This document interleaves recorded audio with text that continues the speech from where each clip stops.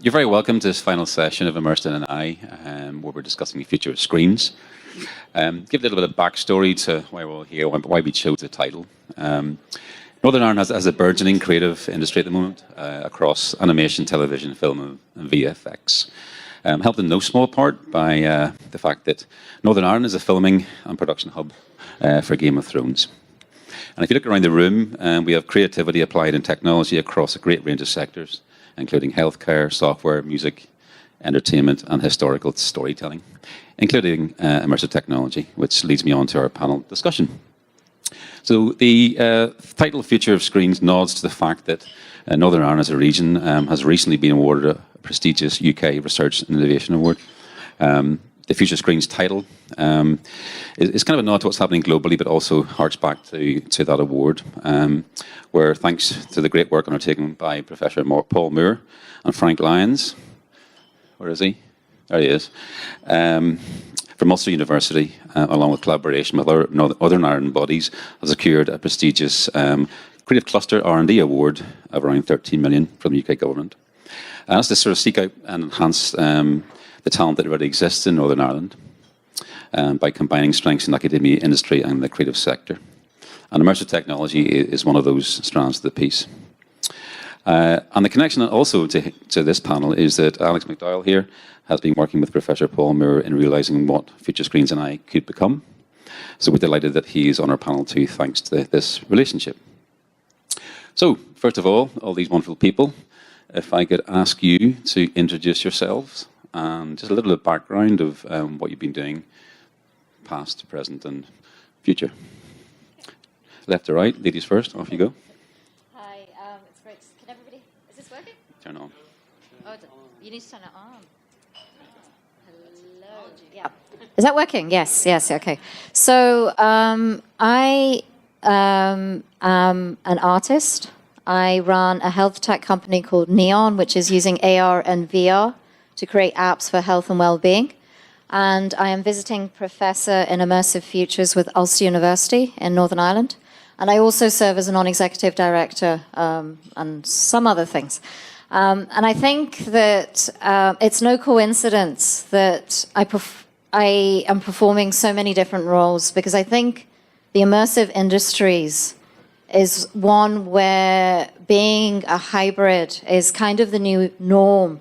It demands of you to be flexible, to be out of your comfort zone, to be comfortable, to learn new skills, to be innovative, to work with people. And for me, this is a hugely exciting space. Hi, I'm Alex McDowell. Is that working now? Hello. So my potted history, I started designing for the music industry in 1976, started making music videos in 1980, kicked into space by Mr. Iggy Pop, and then quickly kind of started coming to the US more and more, because that's where the money was. And, you know, in the UK, when you made music videos, which were not acknowledged by the union, you got paid for the shoot days. For a designer, that was, 10 days of prep you didn't get paid for. When I came to the US, I was paid for the prep and double. So it was, I recommend it. But, so I kind of transitioned from music videos through commercials to film. I've been in film for about the last 30 years. But in 2012, I was offered a position at USC, which is University of Southern California in Los Angeles. And I was just at the right moment. I sort of feel like I'm easily bored and very curious. So each time I kind of reach the end of a sort of phase, I fall forward into whatever happens next. In this case, very unexpectedly, I found myself in academia. And so now I teach world building.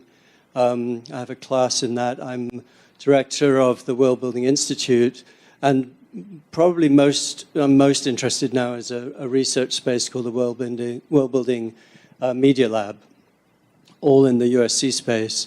And then to pay for my teaching habit, I have a design studio called Experimental, And we are like a 3-year-old startup, I guess. But I'm very much agreeing with you about the need for a really completely new kind of discipline in the industry. It's very hard for us to hire people in our teams because the academic space still teaches as if this was a Victorian industrial world.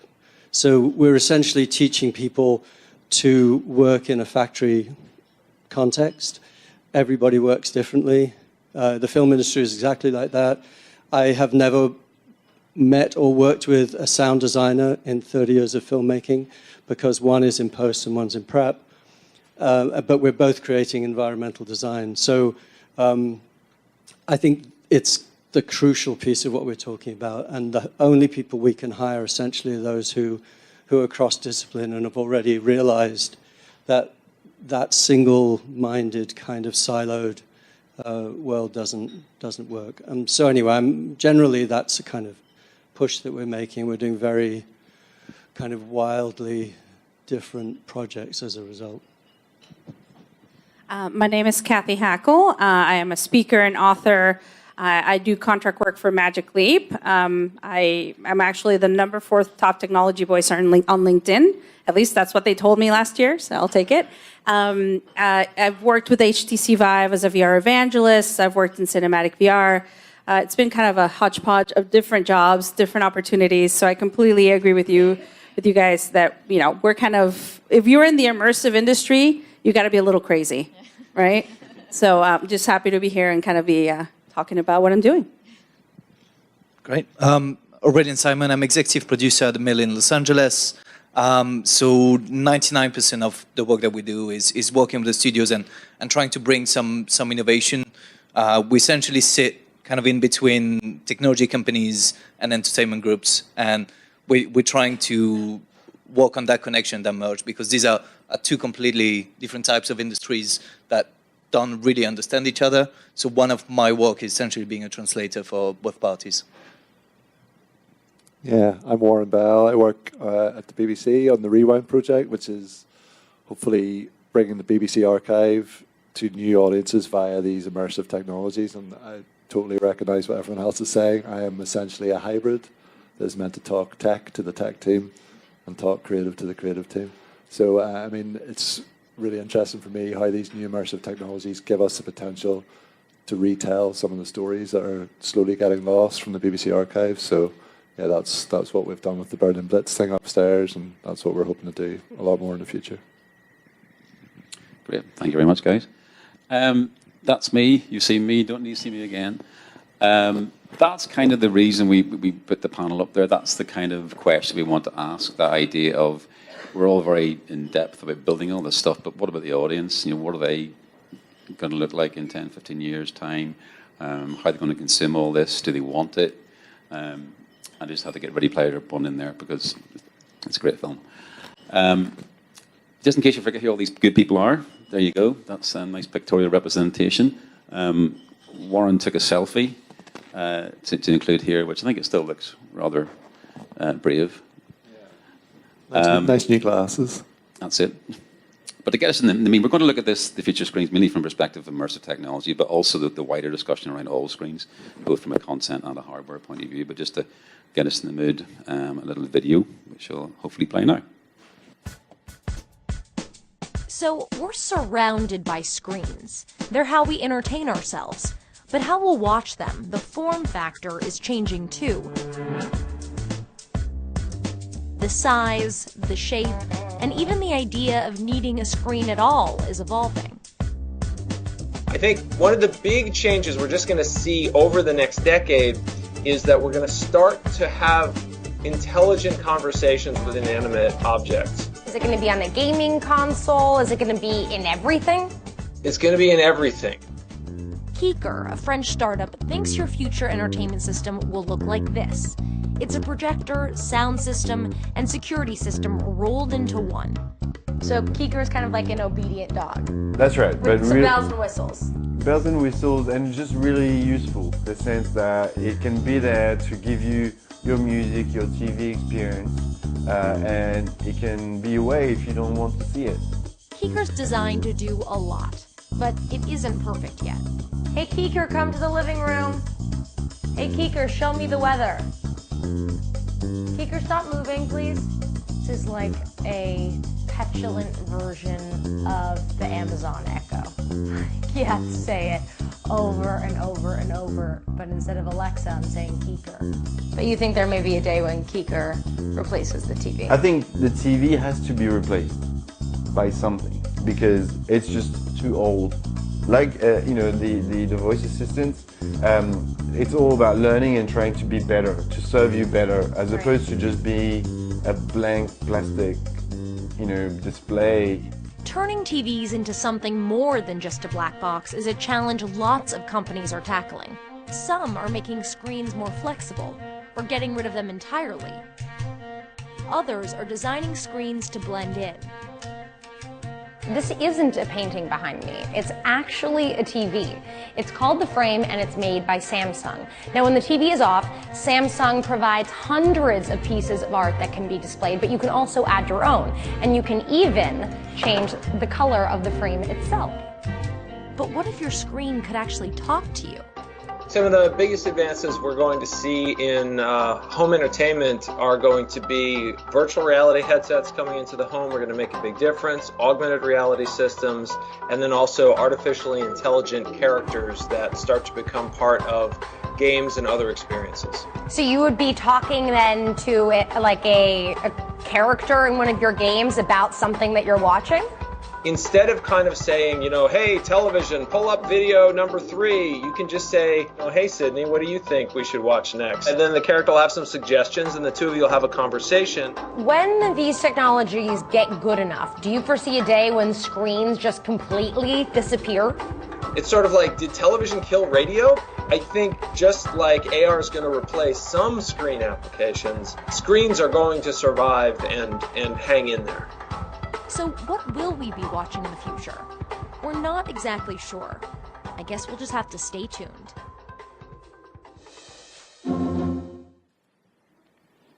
So that's CN Tech's take on where the screens are going next. I just thought it was curious because Keeker is a strange name, but yeah, one of the people on the screen there said the TV has to be replaced. So my first question to the panelists is, well, what's going to fill the void? Is going to be Keeker? I don't think so. So individually, what do you think? If the TV has to be replaced, what's the best guess that it's going to be replaced by? I don't think it does have to be replaced. I mean, he threw to that idea of radio being killed, but I mean, radio's now probably as popular as it ever has been. I think old habits do die hard, and you have to work with that. I mean, I think screens are a massive part of people's everyday lives. I don't think they'll just suddenly disappear if there's a tech innovation like Keeker comes around that works. I think it'll take a lot more than that. It'll be an evolutionary process rather than a sort of, just a miracle design that comes out of nowhere and replaces screens in everyone's lives.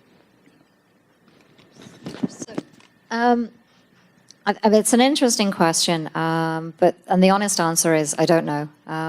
We were in San Francisco prior to coming here as part of the UK Research Institute delegation, and I am going to name drop like crazy with the companies that we were meeting, but bear with me, there's a point. So we met with Unity, we met with Oculus, we met with Lucasfilms, we met with Vive, and nobody knows is the honest answer. There's a lot of hypothesizing, I think, at the minute. There's some visioning for the future, but it's not too far into the future because things are changing so fast. But in terms of the evidence of what's emerging, there seems to be a business model around location-based entertainment at the moment. There is interesting data coming out of VR arcades where the most popular games are Arizona Sunshine, group games. And I think that speaks testimony to the nature of what it is to be human, that people want to have shared experiences. But I think what needs to underpin the discussion, and all of these discussions that we're having at the moment, is what is our value basis? What is the ethics? Because if that value basis is true, and we care deeply about the impact that we're having, and we care about tech for good, then it will inform what the outcome is. It will future-proof in a way that we didn't ask these questions 20, 30 years ago. So that's kind of my reflection on that question. Yeah, I think no one has a mirror ball, you know. Even I work as a futurist, and I don't have a mirror ball to tell you guys, yeah, it's going to happen like this. I think it's going to be a combination of things. You know, I think that there's still space for flat 2D content and, you know, and screens and TV screens. You know, I think there'll also be room for, you know, spatial computing headsets like the Magic Leap 1. What I would really suggest, if this is a conversation, like a topic that's really interesting to you, is to go check out Wired Magazine's latest cover. It's called Welcome to the Mirror World, or something related to the Mirror World. Has anyone here read that? Yeah. Okay, a few folks. Fantastic write-up on kind of partially that, the future of how will we see the future? How will robots be able to see the future at the same time we see it? So yeah, very substantive. I would definitely recommend that reading if this is something that, you know, you're interested in. Aurelien, you were going to jump in. I think one of the big points is our relation to anxiety. When you look at screen, I don't know if screen's going to be replaced or not, but we have a convergence of technologies, VR, AR, connected homes, and all these technologies coming to consumers. And I think you essentially have two movements now where you have, on one end, almost too much digital going on in our lives. And then you have the counterculture of that, where people are trying to give up on their phones and go back to the old Nokia phones, and which is a brilliant phone. It still works 20, 30 years later. And I think how we deal with digital anxiety is going to be a very big part of our future.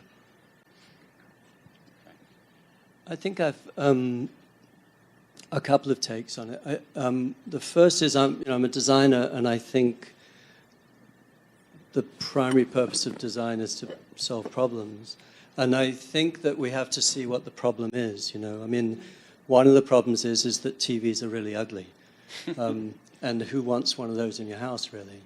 And so I think there's a sort of architectural solution that needs to come, which is something like what works well, I think, where projectors replace TV so that they're much more flexible, where walls disappear, and we can think about kind of, it's not really a screen, it's kind of an augmentation environmentally.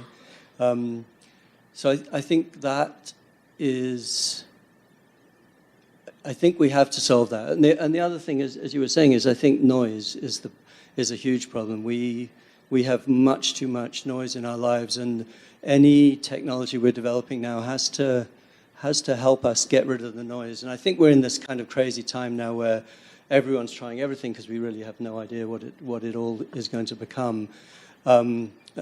Radio and film are a good example where they've settled into something that's really, really a great medium. And those powerful media do not go away. I mean, I think the thing with TV, the problem is my son's 17 and he is looking at smaller and smaller screens. He's watching film, a lot of film, but he's watching it on a computer because he wants it where he is. And he also wants to use that digital space as a social space. So the idea that he is constantly playing games, for example, and talking to his friends and playing a game with another 20 people and, you know, sort of ridiculously multitasking like a weird alien, that we have to be ready for. Well, we should just listen to that generation, honestly. That's the research we should be doing. 9-year-olds probably know the most about this right now. I think to make a tangible point about this, if we look at augmented reality, most of the industry is pushing towards glasses or on your phones, essentially having digital displays constantly with you all the time. And on one end, the positive side of it is saying, well, you're always going to know everything about what you see. You're going to have the wayfinders, and if you don't know what this object is, you just look it up with augmented reality. But the flip side of it is that you constantly have notification, constantly have displays, and this is going to run people mad. I think there's a strong argument to go almost against that and say, should we really look at the ethics of that, and should we really consider whether or not it's good for us? I mean, that's a really interesting point. And it was interesting that one of the people on our delegation, Polly, is a clinical psychologist. And there's a huge piece of work to be done on what is the psychological impact on people. And yeah, there is this dystopian kind of projection in terms of the future, but there's also very real evidence in terms of the impact that it's having now. So young people who have never been more physically safe than they are in present-day society, yet have the unhappiest levels in terms of that. So, what is that about? What's going on? And what type of people are we, what generation are we creating? Yeah. Cathy, you recently were live on LinkedIn with a gentleman who wore a headset for an entire week, 24/7. Do you want to talk about that and how it came together, and what did he think after that? Yeah, so my friend Jack Wilmot, who's a VR director, decided to do a personal experiment. This was not, scientific. There was no one coaching him, or it was not, no one was, monitoring him. He spent 168 straight hours in VR. And I did a LinkedIn Live with him. He talked about his experience, and after a while, he just got into a rhythm. And it was really interesting. I mean, he talked about the social aspect, how he was able to go into VR chat and Outspace, and that kind of helped him get through the whole week. That was a big part. The sleeping was hard. He talked about a lot of different things, and it was really interesting because the community, I think, was split in half. I had half of the people saying, this is really interesting, asking him really interesting questions, and then the other half of the community was like, why are you promoting this? This person is doing something that's against the terms of service, that is, he's not being monitored, why are you promoting this? And I said, look, he's an adult. He can do what he wants. If I'm asking him questions, it's not because I'm promoting what he's doing. It's because I think it's interesting because he's testing the limits. And I'm sure, him and other people are going to try this. After doing all that, spending a whole week in VR, he said he would never do it again. So are we Ready Player One? Is that really how we're going to spend our realities? I don't think so. I don't think it's going to be like that. But it was a really interesting thing when he talked about his idea and the concept of identity and the concept of intimacy, not intimacy, intimacy and how do you relate to other people? Because he said that he connected with some folks in VR or spoke to more people in VR that week than he did when he normally works from home and is, stuck at home. Wow. So, I thought that was a very powerful statement to the social aspect of VR. Cool. Alex, a lot of people maybe don't know from just this chat is that you worked on big blockbuster designing sets, and one of those was Minority Report. So I'm just curious, what was the inspiration for those interaction points and what we saw on screen? And then fast forward to now and what you see in the immersive space. Is it close? Have you seen anything like it? Have you seen it realized in life when it was fiction so long ago and now it's here in front of us? Is it close? Well, as an outside perspective, you can go on the web and look up how did Minority Report change the future, and I think there's 50 million hits last time I looked. And there is a sense that there was a real correlation between what we developed in the year 2000 and what's happened over the next sort of 20 years, 15, 20 years. But there's a very strong reason for that, which is we went into a bunch of labs and listened to what they were saying, and they were all developing stuff 15 years out. So it was nothing very clever about us. It was just about listening carefully. But I do think that in some ways, some of our conversions of the ideas we were listening to have become really interesting, like autonomous mobility. We just asked the question of how does an elevator meet a taxi cab, and we assumed that it would be self-driving. But that was a sort of process of form follows function logic. But the piece of, the kind of main piece of interactive technology there, which is the gesture screen that Tom Cruise uses for his detection, was, again, a very sort of logical series of steps. We were working with MIT Media Lab, who were just an amazing technology space, they're always way ahead of the game. And one of the PhD students, in fact, the guy who took us around, was a young man called John Underkoffler. And his PhD thesis had been based on gesture. So when he came in as our in-house scientist, he pitched an idea that was essentially a white paper to Tom Cruise and Steven Spielberg. How about the interfaces with gesture?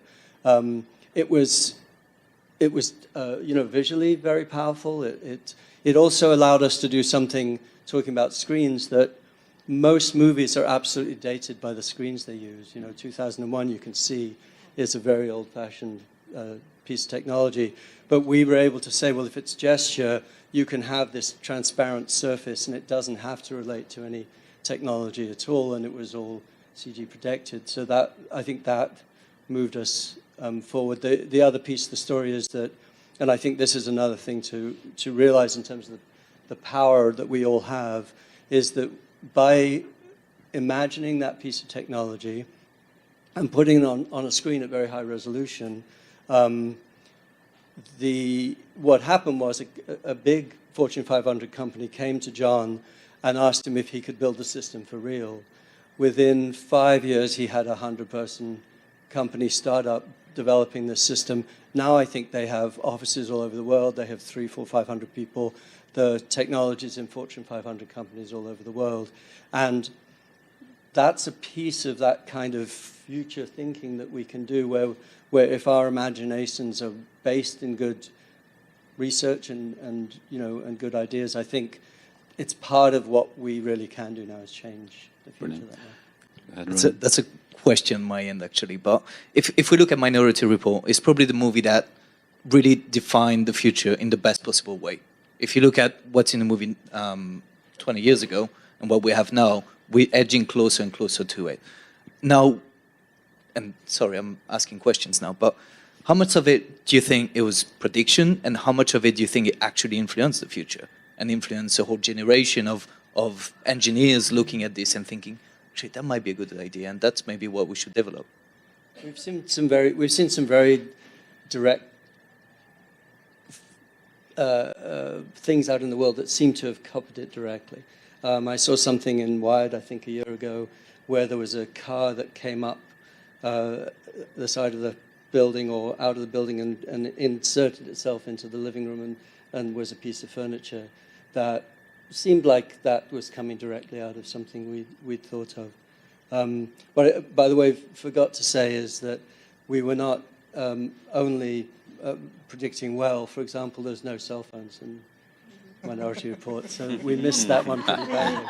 Good point. But I guess this is a good point where we look at entertainment in general. The influence on our future technologies, and when we talk about the future of screen, the main influence probably comes from movies and science fiction. And if we look at where the screen will be in 20 years, we might want to look at sci-fi movies right now, because this is what's inspiring engineers, what's inspiring technologists to look into the future. Yeah. I consider myself very lucky to be able to do work with Magic Leap.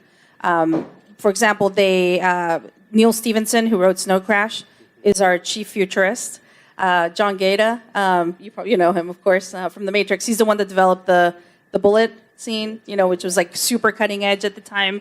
And they all work at Magic Leap. And I think it's part of that, a little bit of craziness that we have to work in this industry. And a lot of that is just that crazy love for the technology and what the world can potentially look like. So definitely, I think we definitely look at science fiction. We look at, whether it's a written science fiction or whether it's movies. But I think there's a part of that that does inform what our future will look like. Got you.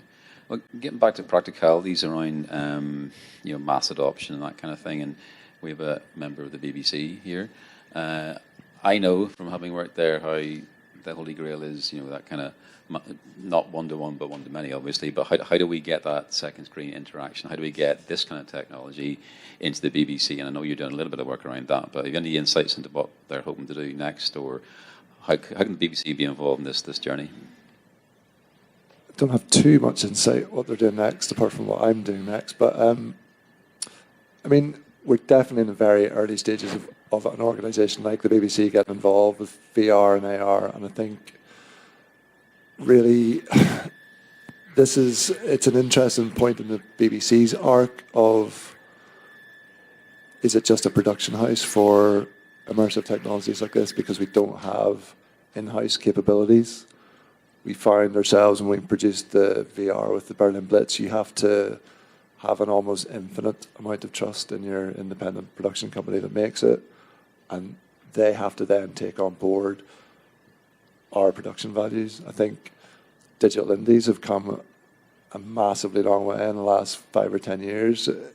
We always felt that, probably slightly patronisingly, that the BBC had almost a unique commitment to high production values that wasn't always reflected in digital indies, and now I think they're almost holding our hand through high production values and these sort of immersive technologies. I mean, I find it really exciting because I'm a total newbie to this tech, and as a sort of an old school audio and video producer, really, I can bring that first level of I am your dumbstruck new audience member. That you're not working from inside the medium. So I mean, I don't know how organisations of the size of the BBC work in these technologies is an interesting question. I think probably the key word is partnership, and we can help fund some people who are taking a punt with a really interesting idea by giving them the BBC's name and a little bit of money, but that leverage and that potential audience that comes with that name, I think it's really important. Give some companies the freedom to fail, and the BBC needs to treat it a little bit like content R&D. Yeah. For me, I think there's perhaps another way of looking at this. There's a question that needs to be asked in terms of what is the story that you want to tell? What's the actual problem? And then to sort of look at, what's the best tool for delivering that? And I don't think we're asking those questions critically enough. And I appreciate that we're in this sort of experimental phase at the moment in terms of AR, VR, MR, XR, etc. And I mean, it's come home to me over the last 3 days. So I've had 3 different opportunities to use Magic Leap. One, the Porg game at Lucasfilms. And then just at Latitude, just up the road, the Royal Shakespeare Company, 7 Ages of Man, and The Grinning Man by Imaginarium. Now, the Porg game was really interesting. I kind of loved it. It's Tamagotchi scaled up and brought into, sort of today, a today version, super sexy version. It was interactive. I wanted to touch the porgs. I couldn't do that yet. That wasn't nice. Maybe that capability with haptics will be there. But the 2 pieces by RSC and Imaginarium, those were interesting in that there was their theatre set pieces, so they're actors singing and talking to you. Okay, but to me, that as a real life experience still is better than what I saw today. And it was interesting, even with the Magic Leap, you could walk around the Grinning Man, and I did that, and there was a novelty to it. And at the end, I ended up positioning myself where I would be seated in a theatre. And, and that's fine. This is part of the R&D phase, but there wasn't an opportunity to really talk to the makers in depth. But my question to them is, why did you want to create it in Magic Leap? Well, what added value was it actually going to deliver? So it's really important to ask, what story do you want to tell, and what is the best way to communicate that? True. Just quickly going back to the BBC piece, I think what is absolutely unique about that piece that I just saw is that the BBC owns an archive which is unprecedented, and could you understand what it was like to be in the Blitz in any other medium? I'm not sure you could. In the fact that you know that sound is absolutely real. The experience is really emotional. It's really immersive, and I think it's a really good use of VR. And I think you're absolutely right. You have to only use the right medium for the right outcome. I mean, a book is a really, really good medium. It's one of the best media invented, and there are many, many solutions that a book would be the right one for. And theatre, I agree. I mean, theatre is the closest craft to what VR needs to pay attention to. I think it's really a theatre-based piece of digital, but if it doesn't make a better experience than the live experience, it's not doing us any good.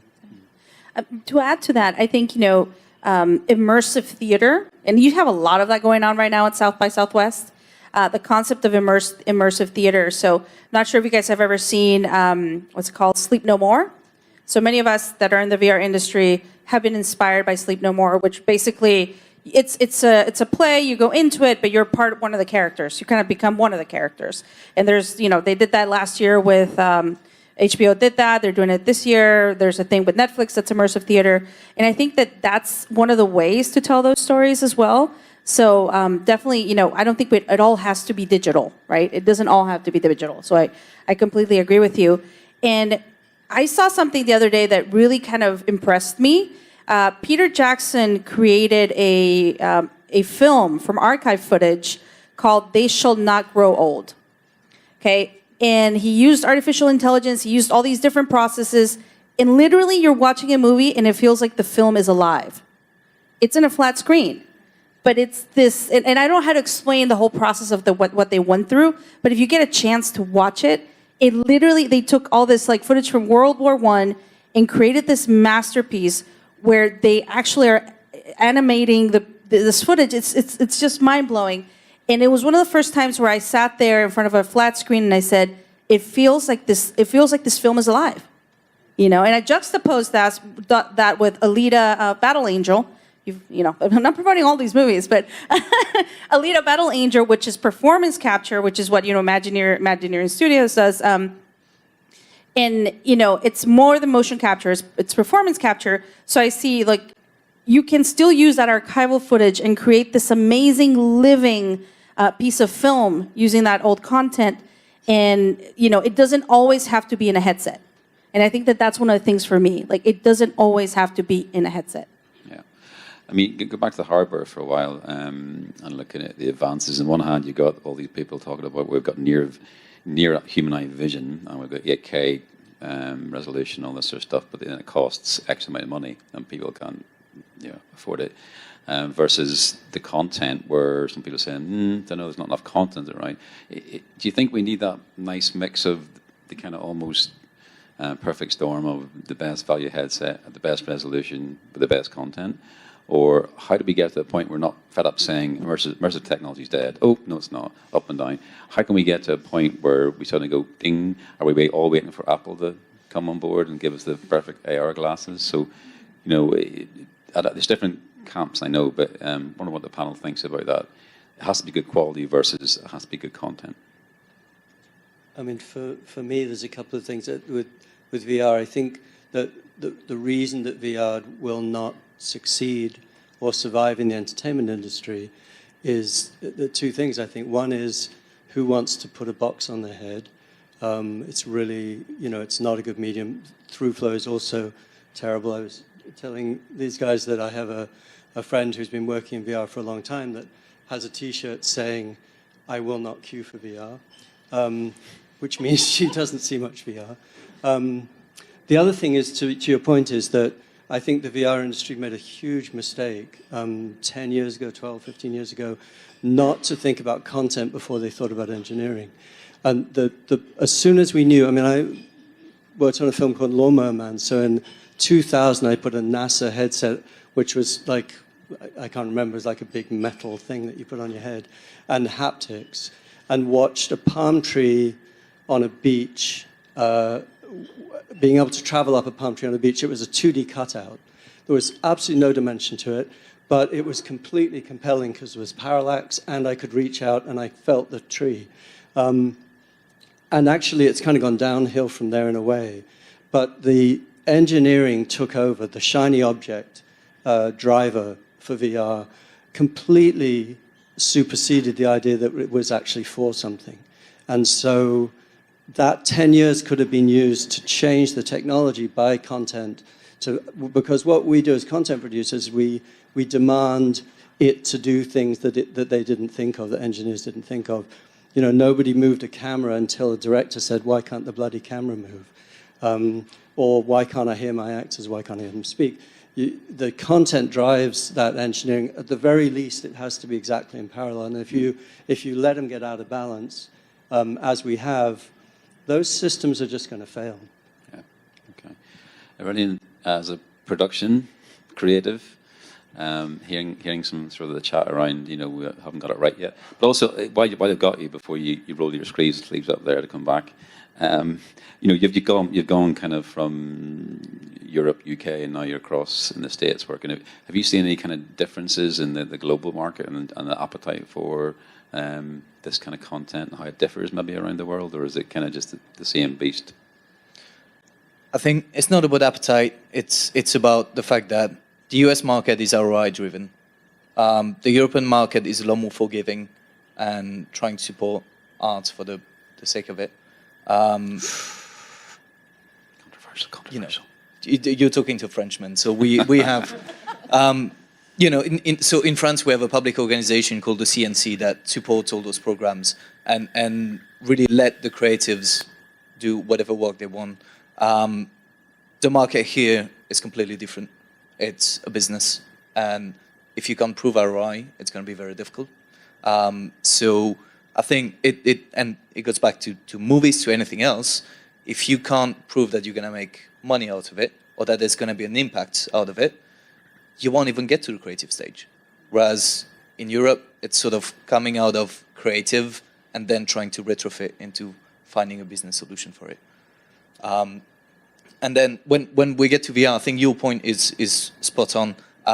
We did, as an industry, hopefully not me personally, but as an industry, we did a terrible mistake on trying to democratize VR as fast as possible. Go to consumers as fast as possible, which was a terrible mistake, and try and get absolutely everyone on the planet to create content for it. So if I'm not a gamer, I suddenly, if I want to get into VR, have to spend a lot of money on hardware that's still experimental. I go on Steam, I have 10,000 titles that's on a spreadsheet, there's no curation of content, and I'm getting completely lost. And at this early stage of technology, if there is bad content, I'm going to blame the technology. I'm not going to make the difference between bad content and bad technology. We used to that in films. If you see a bad film, you're not going to say that films are bad in general. It's just a bad film. But when you get to VR, if your first experience is bad, you're going to think the technology is bad. Yep, got you. Kind of coming towards the end, but this is a hard question, I know, but that's why we're here. What constitutes a screen in 2030? Look at all these people jumping to the microphone. I'll just leap in and say I have absolutely no idea.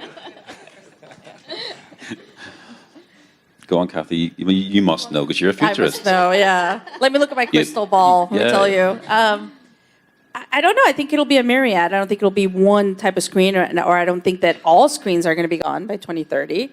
I think that the misconception sometimes is that people are focused on the hardware. And I was having this conversation with my friend Marlon from the Grammys. We're so focused on the hardware sometimes that we don't realize that it's really about platform. You know, what are these underlying technologies really doing?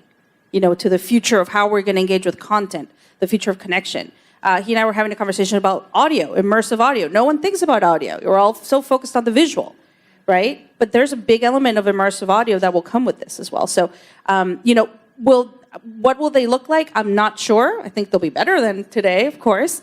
And there'll be room for different types of screens. But I think that it's really more about platform. And I have a feeling that audio is going to play a big part in it as well. So. And I suppose, I mean, it would be great if it's not jam-packed with advertising. That's my biggest fear because Good luck obviously... Good luck with that. I know, but that's that. I mean, That's the scary part. yeah, absolutely. That it's 24/7 relentless commodification of the human being.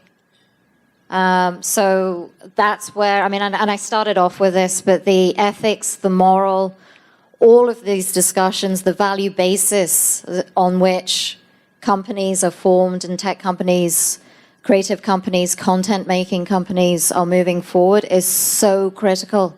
And I don't think it's too late at all, because I do think that there is a bit of a movement that has arisen because of, I'm going to mention this, I can't not, Brexit, because of Trump. You know, that it has stopped people and made them, for those that perhaps weren't engaged, to question that this is what happens when you don't engage in systems. And for those that want to shape and influence the future. And I'm going to sort of pull you in here because that's the work that Alex is doing, you know, the World Building Institute. And it's really exciting work that kind of can empower really disempowered people.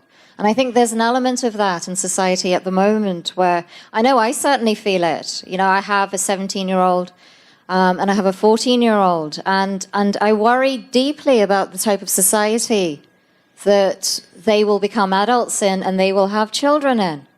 I'll be fine. I'll be long gone. And so I think the work that you're doing is really, really important. Well, just quickly, I think what I was saying earlier, I wasn't being facetious. I think that that generation, the 9, 14, 17-year-olds, are the only people we should be listening to. That we've messed up their world pretty well. And we really now have to listen to what they want it to become. And when you see the power of 16-year-old girls taking on climate change, or the Parkland survivors taking on gun control, they're standing up. And what's happening in America, there is one tiny good thing you can say about our president, whose name I will not mention, and that is that he's caused a massive movement against him. And I think the kids have taken that on really, really strongly, and they are going to be the ones that change the future. And I think there isn't going to be any advertising in media, but I will explain that to you later. So, Go ahead, coming Ray. on this stage, I promised myself to not mention Brexit or to not mention Trump. So thank you. At least someone did it. So if we look at the future of screen, I think the scary part is that for me, if we look in 20 years, screens are going to be absolutely everywhere.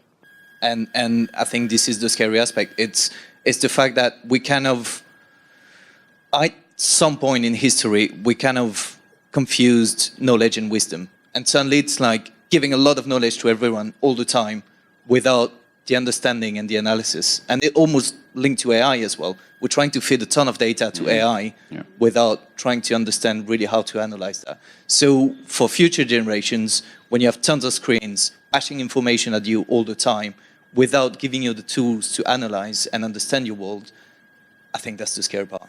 Yeah. Sorry, it's not super optimistic. Good. That's, I'm going to say it's a good point to end on, but it's not really.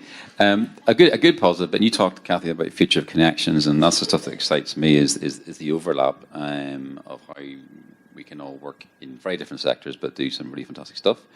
And one of those is a connection that South by does to people when they suddenly come here the first time and meet people. Oh, didn't know he does that, and she can do that. And why don't we work together?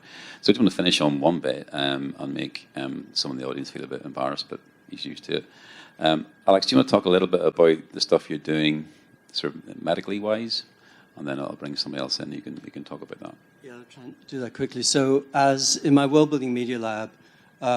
Well, there's an amazing doctor who joined USC as a molecular biologist, and he joined USC because of the School of Cinema. And the reason was that he said scientists are terrible at telling stories. And so he started collecting the creatives, the people in the School of Cinema, to him to say, how can we tell better stories about science? And I had a conversation with him to that end. And he's trying to develop an understanding of the pancreatic beta cell. And in his view, molecular biology stopped 20 years ago, hit a wall. They've become very good at going deep into what they know, but they cannot move forward. And he thinks the reason for that is they have no means to collaborate because their language is incomprehensible. Even other biologists can't understand molecular biology. And what he asked us to do, so I asked him how big a cell, what the complexity of a system was of a pancreatic beta cell, and he said it was equivalent to a large city. And so we've set off on this path to find a metaphor of a city for the pancreatic beta cell.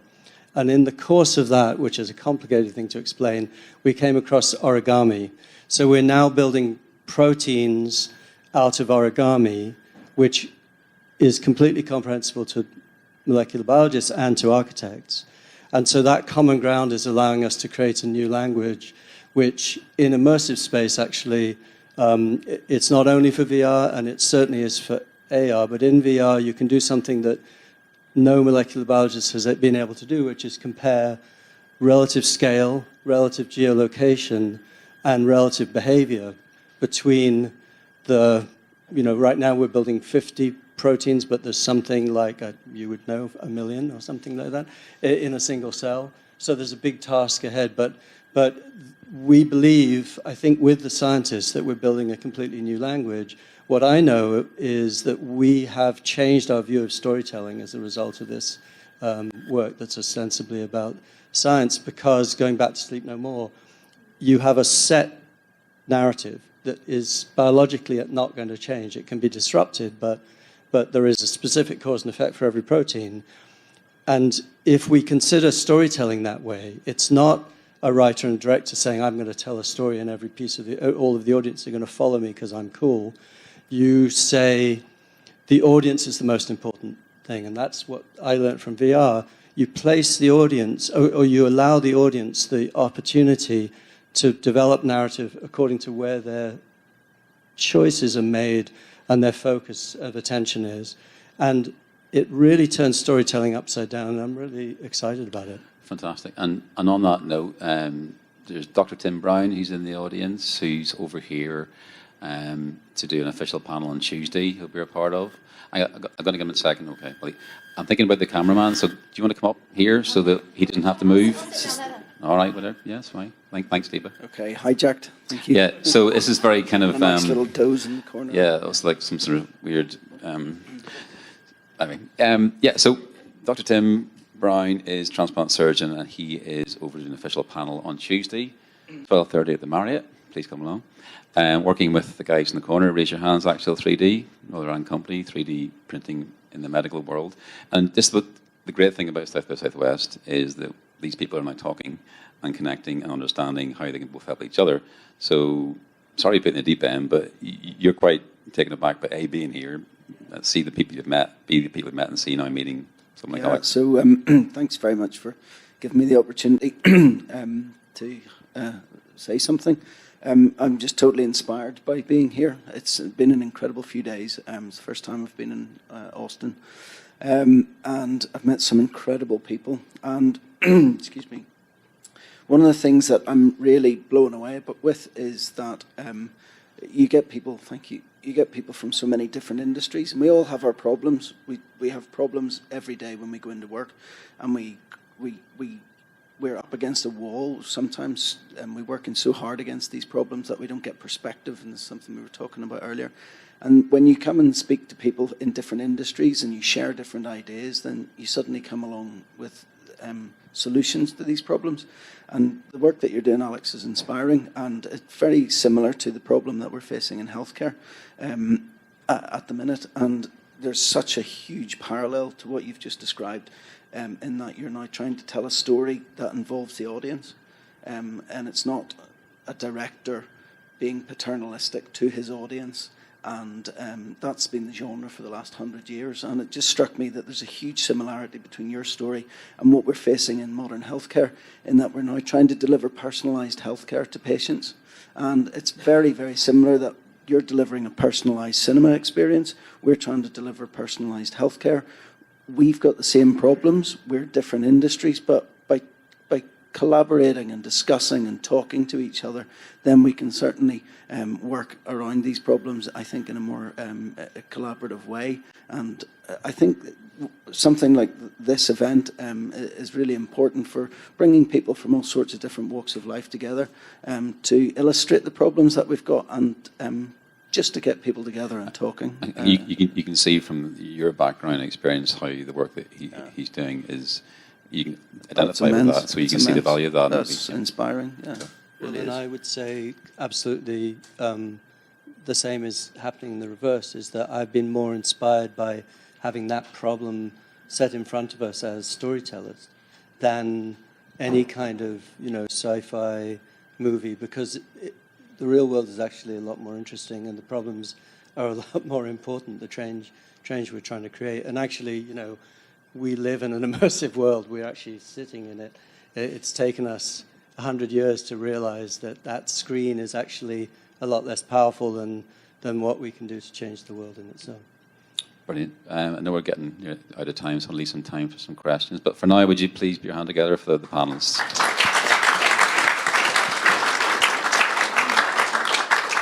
Do I have any questions? And I'll do your roving mic. Oh, we've got a hand straight up here. Come on over. Do you want to come over? And we can get you in. Thank you for that. You all kind of mainly look to speaking about at-home consumer-level tech. I was wondering whether any of you wanted to address the cinema screen, especially in the context of like UK cinema admissions being the highest they have been in 50 years. As someone who works in the cinema, I'd like to still see people coming to the cinema. I feel like I've been talking much too much. I'll stay out of that one. But I would say that I think the cinema screen doesn't go away. It's one of the most compelling forms of storytelling there is. However, it's going to, it's going to be balanced because so much of this other form of media is going to, something has to change, and our kids are watching. They really are going to the cinema itself less and less. I do think, and I'm sorry to be negative about this, but I do think the film industry is going to collapse. And that's because franchises are getting really boring, and that's what's bringing people into the screen. And so the industry has to shift quickly, or it's going to go like the music industry. Something's going to change really dramatically. So there's a balance of the absolute need for cinema screens and big crowds going in to see those films, and pulling back the kind of middle ground that's really lost all of its ground. Something maybe with slightly larger budgets than independent film alone, but not spending $250 million on something that is to do with, several grown men hitting each other for most of the film. I don't think the theatrical experience will go away, but as you said, it does need to change. We're fortunate to live in a time where streaming platforms, and the ones I'm talking about, are giving a voice to new directors, are giving to a certain extent more freedom, and it's the difficult parallel where they are almost the solution to the theatrical experience. If we could bring some of the content that they are developing, and I think of Alfonso Cuarón and Roma, if we can bring more of that content to the theaters, that might be a way forward rather than have more and more franchises. This is an area that I don't know very much about, but I would just mention the Indian cinema industry, how that is an integral part of the culture, and whether there's a differentiation to be made between sort of Western cinema and the rest of the world, because I don't know what the evidence or the data is around that, but it's an interesting question. And a very valid one. I've been spending a lot more time in China, and it's a completely different market, completely different audience. I mean, they don't get all the Hollywood blockbusters that we get here. They get some of them. But if you look at the biggest movie right now, it's called Wandering Earth. It's a Chinese movie. They signed the rights over to Netflix. And if you look at it, it's very different than the way that we traditionally in the West present a movie. So I think that that'll change. Another thing that I'm really interested in from a cinematic experience is the concept of branching narrative. So Netflix has Bandersnatch. It's part of their Black Mirror series. Talking about screens, right? And it's the whole point. It's branching narrative. It's that concept. I hate to use this, but choose your own adventure, right? So you go into the movie and you can choose where to go, and it's branching narrative, kind of giving the viewer that opportunity. So, you know, it'll be different. I don't think it'll go away, and I think it's changing. I see a big push. If you look at every single one of the new Hollywood movies, they are adding elements to try to get into the Chinese market because it's a huge market. Okay, got one beside me, got two. Your hand was up and down again. You're in an auction. Sorry, 1 second, Dan. So I guess my question is kind of follow up on what you mentioned about movie experience, where it's becoming more and more samey and similar. Given there's a number of different barriers to entry to immersive technology around kind of education levels and financial kind of access to these things and being able to build stuff in technology. How do you make sure that other voices actually have access to these sort of platforms and are actually able to make sure that we're not just recreating the same, but in a virtual setting? I think most of the technology companies in this market understand that and are trying by numerous programs to give more access to this technology. But the other aspect that we have to bear in mind is that for me, before reaching consumers, we'll have to go through an enterprise phase. We'll have to get adoption in enterprise, which is a lot easier. They're a lot more forgiving. So while we're figuring out the creatives, because I don't think we've done that yet, while we're figuring out creatives, while the technology is improving for consumers, we have to look at enterprise as well as a solution. It's a great question, and I think actually the project I'm doing with Frank and Paul right now, and we're just starting in Belfast to create community creativity. I think that actually is the empowerment of the people who would not have traditionally had access to that technology, and the technology is so democratic now, it's so accessible. But to actually be able to create a new kind of network of maybe an open source core sharing capabilities instead of this IP divided, sort of, it's set up to stop people entering the space. And I'm fascinated by what's going on with Ulster University in Belfast, because it's looking at, and all of the creative clusters, honestly, because they're looking at how you empower community, and that next step of that is great storytelling, I think, will come from it. I think that's one of the rules of the publicly funded broadcasters as well, is that they have a responsibility to give voice to these communities and on these new platforms as well. Again, it's that idea that our role should be a kind of a freedom from viewing figures alone being the driver. So yeah, I think the BBC and companies like that have a responsibility in that area too. Okay, cheers. But I'm just going to jump in really quickly there in terms of, I had to think of it when he asked that question, and I just want to share experience in terms of the health work that I do. And there was a pain hackathon held in Northern Ireland in 2017, and we attended it. And these are people suffering from chronic pain, which means persistent pain on a daily basis that lasts for 3 months or more. And when you meet people suffering from this phase, you see it in their faces, you see it in the way that they move. So they said that they need access to a range of tools to help them when the pain gets really bad. So we developed an app, a prototype on the day called Breathe VR. So it uses your breath to affect a virtual reality environment, and there's extensive research on the efficacy of deep breathing, that it's our first port of call as a medicine for our own bodies. And I think that it's interesting that there is this medium of virtual reality for which there is 30, 40 years of use in the medical field, with Walter Greenleaf, Skip Rizzo in terms of PTSD, rehabilitation, phobia treatment. And yet I'm absolutely committed to trying to bring the technology to people that need it. It won't help everybody, but when it does help people, it can reduce the pain that they feel by half.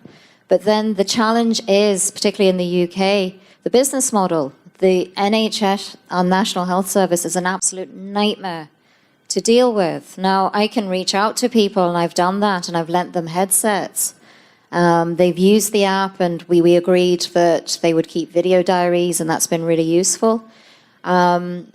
And the feedback is that the content is good, but they want more environments. They want to be able to personalize the content in the same way that when you read a book or you listen to music, you personalize it, and then it becomes really effective. So democratizing access is perhaps not just in terms of class, it can be in terms of health experiences. I think we have to really sort of stretch ourselves, and where we do see a good use case where immersive does work, then we should be doing everything that we can to help people in need. Super, thank you. Thanks, Deepa. I think we have time for one more question. You win the prize for your last question. So I do quite a lot of work in the medical field, and VR and AR are kind of only starting to get in. But one of the big things that I've seen is that the visual aspect is there, but it's not adding a lot of value. What surgeons and healthcare people need is touch and feel. So what do you see as being the next big step in haptics and bringing kind of the visual and the feel aspect? So it was directly to Cathy. I can't really speak to what Magic Leap is doing. I can speak to some of the things I've tried on my own. Not too long ago, I was invited to a stealth startup out of LA that's working on making you feel holograms. So you put on, in this case, it was a HoloLens. I said that, oh my God. You put on a HoloLens, and they would have different holograms in front of you, and you were able to feel them and kind of have that feedback. And there's nothing on your hand, though. Okay, there's nothing. I can't tell you how they did it. Because, I basically don't know everything about it, but to me it was like, wow. That was like, that's what we all desire, right? That opportunity to actually touch a hologram and feel it. And that was extremely powerful. So that's coming, I'd be happy to make an introduction if you want, and maybe you'll get in to try it one day. But yeah, that's definitely coming. And I think it's very much needed, whether it's healthcare, whether it's, design, whatever it is, we need that haptic feedback for it to feel human, to feel real. It's once again, I go back to the senses. We're so focused on the visual, but we forget. Well, haptics is a lot harder, obviously, but we forget about the like audio, and we forget about the other senses. So, excellent. Yeah, I think the spatialized sound piece is really important. That is, in a sense, it's a kind of haptics in the sense that the closer you get to it, the more impactful it is. I've seen some really interesting stuff with haptics, which I'm sure you know much better than I, with hot and cold in touch. And I also think there's a kind of primitive haptics, which is just reaching out in VR and touching a solid object. And that is the way, yeah. We did a project for Sundance, and literally you go to pick up something that is expressed as a sort of steampunk object, and when you touch it, it has real feel because it's there in reality, and then you pick it up and move it somewhere else, and it has cause and effect, and it changes the VR. I think some of that, and that was a very cheap student project. Yeah, one of the experiences on the headset on the Magic Leap one is called Tonandi, and it's a musical experience, and you put down the controller, you do it with just your hands, so it's hand tracking, but there's something that happens when you're in the experience and you're touching some of the elements that you feel them. But it's here. It's all happening here because you can't really feel them. But it's like, I don't know how to explain it. You're touching these like different elements of like sea life and all these different creatures, and there's some of them and you just feel them even though you know that it's not actually happening. But it's all happening here because it's spatial audio, because of the visual, like it's just it's magic, in some ways. It's an illusion. But yeah, I think that, if definitely would love to chat with you and see if you can get you to try something like that. So. Okay, guys, I'm conscious of time. Thank you all very much for coming along to hear this fantastic panel.